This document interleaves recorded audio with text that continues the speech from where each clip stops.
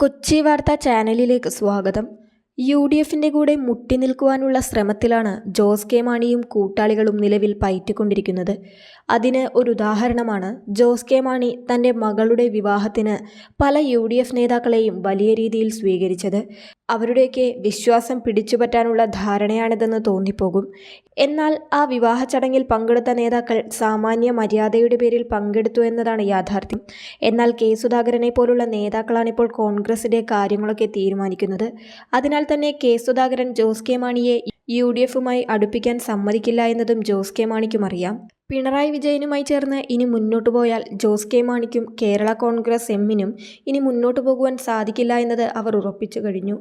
Jose K മാണിക്ക് പാലായിലേക്കുള്ള ഒരു re entry അവിടുത്തെ ജനങ്ങളിനി കൊടുക്കില്ല എന്നതും ശ്രദ്ധേയമാണ്. ജോസ് കെ മാണിയുടെ പിതാവ് കെ എം മാണിക്കുണ്ടായിരുന്ന ഹൈപ്പൊന്നും പാലായിൽ ജോസ് കെ മാണിക്കും ഒരു കേരള കോൺഗ്രസ് എം പ്രവർത്തകനും ഇല്ല എന്നതും ഇപ്പോൾ ഉറപ്പിച്ചു കഴിഞ്ഞു. കേരള കോൺഗ്രസ് എമ്മിനെ കൊണ്ട് LDFിനും യാതൊരുവിധ പ്രയോജനവുമില്ലെന്ന് LDFിനും മനസ്സിലായി കഴിഞ്ഞു. അതിനാൽ തന്നെ കേരള കോൺഗ്രസ് എമ്മിന് അധികം സീറ്റുകൾ നൽകേണ്ട എന്നാണ് LDFിൽ തീരുമാനമായി കഴിഞ്ഞിരിക്കുന്നത്.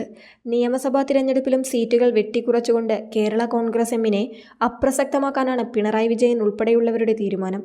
അതിനാൽ തന്നെ അവിടെയുമില്ല ഇവിടെയുമില്ല എന്ന സ്ഥിതിയിലാണ് ജോസ് കെ മാണിയും പാർട്ടിയും. അതിനാൽ തന്നെയാണ് റോഷി അഗസ്റ്റിൻ എങ്ങനെയെങ്കിലും കോൺഗ്രസുമായി സഹകരിക്കുവാനുള്ള ശ്രമങ്ങൾ ഇപ്പോൾ നടത്തുന്നത്. അതായത് ജോസ് കെ മാണിയുടെ പാർട്ടിയെ പിളർത്തി രണ്ടാക്കുവാനുള്ള ശ്രമം നേരത്തെ തന്നെ റോഷി തുടങ്ങിക്കഴിഞ്ഞു. റോഷിക്ക് പിന്തുണയുമായി ഇതിനോടകം തന്നെ കേരള കോൺഗ്രസ് ജോസഫ് വിഭാഗത്തിൽ പല നേതാക്കളും എത്തിയിരുന്നു. മലയോര കോൺഗ്രസിനെ രക്ഷിക്കാൻ ഇനി റോഷിക്ക് കഴിയൂ എന്ന സത്യം തിരിച്ചറിഞ്ഞിരിക്കുന്നു എന്ന ലേബലിലേക്ക് കാര്യങ്ങൾ കൊണ്ടുവരാനാണ് ജോസഫ് വിഭാഗം ശ്രമിച്ചുകൊണ്ടിരിക്കുന്നത്.